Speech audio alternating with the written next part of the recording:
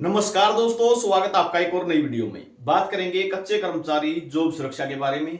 आखिर पत्र अब कब तक जारी हो जाएंगे? नियम बन चुके हैं, आप सभी को पता है। मुख्यमंत्री का अप्रूवल मिलना बाकी है। तो और जो सर्विस ब्रेक की समस्या है वो खत्म कर दी है। बहुत ज्यादा हजारों कर्मचारियों का यहाँ पे फायदा होगा।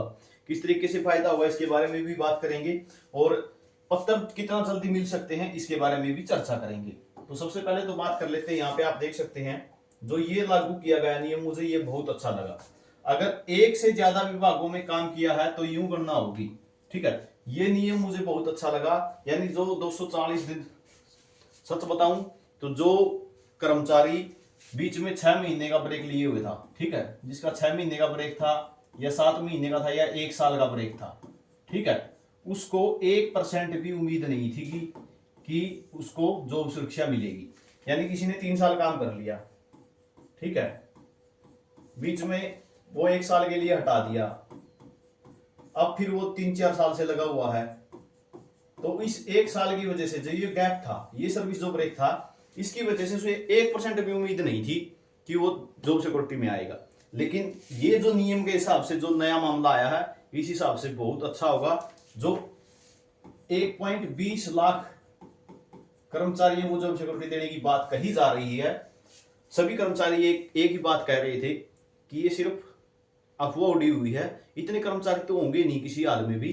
तो जो ये जो आउटसोर्सिंग पॉलिसी पार्ट एक के कर्मचारी आए हैं और साथ में जो है ये जो सर्विस ब्रेक वाला सिस्टम किया गया है, तो अब जो है कर्मचारियों की संख्या बहुत ज्यादा हो जाएगी।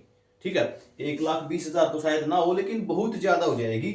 सर्विस ब्रेक वाली समस्या खत्म होगी और मुख्य रूप से जो आउटसोर्सिंग पॉलिसी पार्ट एक के कर्मचारी हैं वो भी शामिल कर लिए। आउटसोर्सिंग पॉलिसी पार्ट वालों में भी बहुत ज्यादा की सर्विस ब्रेक मिलेगा, लेकिन ये सिस्टम उन्होंने सही कर दिया है। नियमों के मसौदे में उच्च अधिकारियों ने यह भी स्पष्ट किया है कि अगर किसी कर्मचारी ने एक से ज्यादा विभागों में काम किया है, 3 साल किसी में कर दिया, 2 किसी में कर दिया, हो गए 5, ठीक है, तो उसकी कम से कम 5 साल की सेवा त्याग करने के लिए सर्विस की यूं गणना होगी। अगर किसी कर्मचारी ने किसी विभाग में 3 साल काम किया और उसे 240 दिन का वेतन मिला है, मगर चौथे साल में ब्रेक के कारण उसे 240 दिन का वेतन नहीं मिला, मगर 5वें और 6ठे साल काम कर लिया, पहला साल काम कर, दूसरा साल काम कर, तीसरा साल, चौथा साल, 5वां साल, 6ठा साल, लेकिन ये जो चौथा साल था यहां पर उसका 240 दिन का वेतन नहीं मिला, फिर बीच के 3 ही है और 2 ही है, 5 साल पूरे हो रहे हैं। 6ठे साल में 240 दिन का वेतन मिला है तो उसकी 5 साल की सर्विस गिनी जाएगी और वह जॉब सिक्योरिटी का पात्र होगा। इसी तरह अगर एक कर्मचारी ने एक विभाग में चपरासी की 3 साल नौकरी की और 240 दिन का वेतन प्राप्त किया, मगर बाद में वह हट गया और उसके 3 साल पूरे माने जाएंगे। इसके बाद कर्मचारी फिर से 6ठे और 7वें वर्ष में उसने 240 दिन का वेतन हासिल किया तो उसके 5 साल पूरे माने जाएंगे। यानी कहने का मतलब क्या है, पहले आपने पीएन पर काम कराया 3 साल, ठीक है, 2 साल आपने नौकरी नहीं थी, ठीक है, 2 साल आप नौकरी से बाहर थे, उसके बाद आप चाहे बेलदार की पोस्ट पाए गए हों, चाहे मेट की पोस्ट पाए गए हों, चाहे चौकीदार की पोस्ट पाए गए हों, आप फिर 2 साल आ गए, ठीक है, यहाँ भी आपको 240 दिन का वेतन मिलने लग रहा है साल में, यहाँ भी 240 दिन का मिलने लग रहा है, तो आप जो है जॉब सिक्योरिटी के दायरे में हैं। ये काम बहुत बहुत बहुत अच्छा किया सरकार ने, ठीक है, क्योंकि इससे जो है बहुत ज्यादा कर्मचारी प्रभावित थे, लेकिन अब उनकी जो है गति तय है, ठीक है, यानी जॉब सिक्योरिटी उनकी तय है, अब उनका भी ठीक टाइम कट सकता है आगे। क्योंकि आप सभी को पता है 240 दिन का गैप, यानी 5-5 से 6 महीने का गैप बहुत ज्यादा कर्मचारियों के मध्य था ये, ठीक है, बहुत ज्यादा। आपने यूट्यूब पे भी चेक करोगे तो बहुत ज्यादा कमेंट मिल जाएंगे कर्मचारी वाली वीडियो में, ठीक है। उसके बाद बात करें सरकारी संस्थान की परिभाषा भी फिर से स्पष्ट किया गया है। इन्होंने स्पष्ट कर दिया कि जहां आउटसोर्सिंग पॉलिसी पार्ट 1 और 2 समय समय पर संशोधित को अपनाया गया था, उन कर्मचारियों के पदों की शर्तों के साथ साथ वित्त विभाग से मंजूरी प्राप्त की गई थी, वे सरकारी संगठन परिभाषित के अंतर्गत आते हैं। यानी भाई आउटसोर्सिंग पॉलिसी पार्ट 1 और पार्ट 2, इनमें जो बीच बीच में संशोधन हुए हैं, ठीक है, बीच बीच में संशोधन हो गए, कोई कर्मचारी कौन से ठेकेदार के अंडर आ गया, कोई किसी के अंडर आ गया, तो ये जो संशोधन हुए हैं हम इनको स्वीकार भी करेंगे, लेकिन साथ में अगर फाइनेंस डिपार्टमेंट यानी वित्त विभाग ने सैलरी दे ही है नहीं, कर्मचारी आ गए, तो मामे तो उसकी सर्विस काउंट कर लेंगे। यह बात इन्होंने स्पष्ट करी है। और एक वर्ड है अनुबंध कर्मचारी, जो ये ऑर्डिनेंस में ये जो शामिल किया गया, इस वर्ड की वजह से ही जो है आउटसोर्सिंग पॉलिसी पार्ट 1 वाले भी शामिल हैं, क्योंकि इन्होंने स्पष्ट किया है और मुख्यमंत्री ने हर बार जोर दिया इस बात पे कि हम जो है आउटसोर्सिंग पॉलिसी पार्ट 1, 2 और एचकेआरएन के कर्मचारियों को जो भी 5 साल पूरे कर रहे हैं उन सबको जॉब सिक्योरिटी देने का काम करेंगे, 1,20,000 को सिक्योरिटी देने का काम करेंगे। तो ये अनुबंध का जो वर्ड है, इसी की वजह से जो है आउटसोर्सिंग पॉलिसी पार्ट 1 के कर्मचारी भी शामिल होंगे। अब बात कर लेते हैं पत्र कब तक मिल सकते हैं, इसके बारे में बात कर लेते हैं। तो आपको एक छोटी सी जानकारी दूंगा मैं, जो अनुबंध आधार पर लगे हुए हैं, ठीक है, अनुबंध आधार पे भी उनसे जो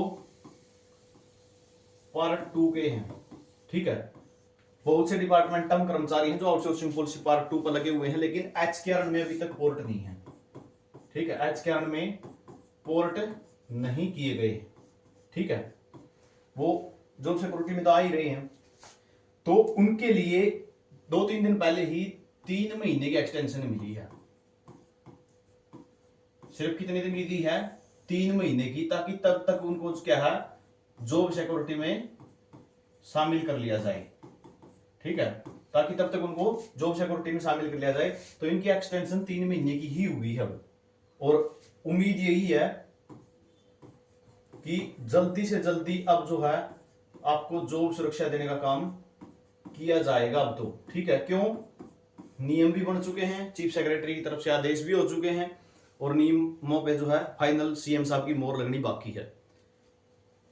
जो मामला है वो जल्द से जल्द सिरे चढ़ाया जाएगा अब, ताकि जो डिपार्टमेंट डील कर रहे थे, जो अधिकारी डील कर रहे थे, कहां कर रहे थे अधिकारी डील?